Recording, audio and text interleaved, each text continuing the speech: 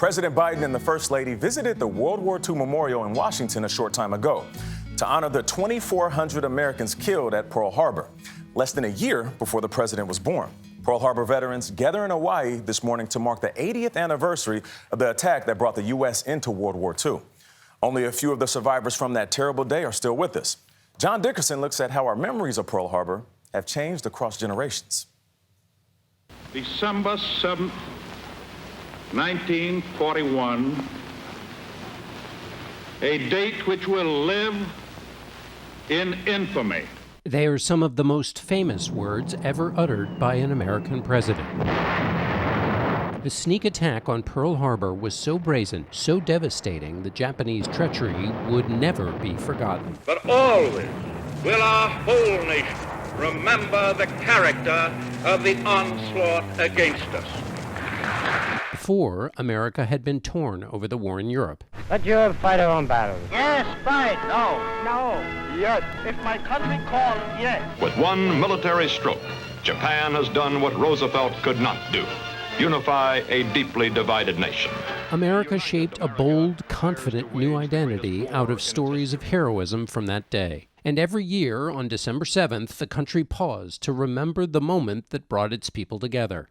There was ships a-shooting and guns going off, bombs going off. It took over 20 years to complete a memorial honoring the nearly 1,000 sailors interred inside the USS Arizona. For the 25th anniversary, 1,800 survivors traveled to Honolulu, but another Pacific War shadowed the commemoration. Hell no, we won't go. The war in Vietnam sapped the feeling that the nation that had avenged Pearl Harbor could work its will in the world. By the 1970s, Japanese tourists visited the beaches of Hawaii, evidence of a repaired relationship. But even decades later, many survivors weren't ready to move on. Still prejudiced, let's put it that way, I guess. I know we got good relations and all that, and we should forget bygones. But I'll never forget that sneak attack.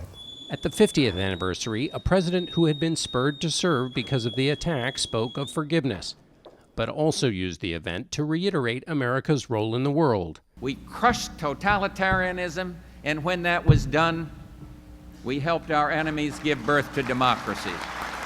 And used Pearl Harbor's lessons to rally the country against a new enemy. In the stand against aggression in the Persian Gulf, we affirmed the values cherished by the heroes of the harbor. But conjuring a bygone unity could not unite the country. 25 years later, FDR's warning had all but disappeared, with the first ever visitation by a Japanese prime minister.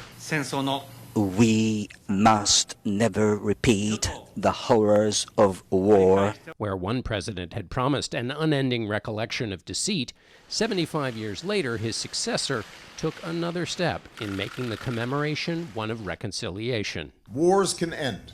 The most bitter of adversaries can become the strongest of allies. Long after those heroes pass, we will endeavor to continue on with that spirit of those heroes. We'll be right back.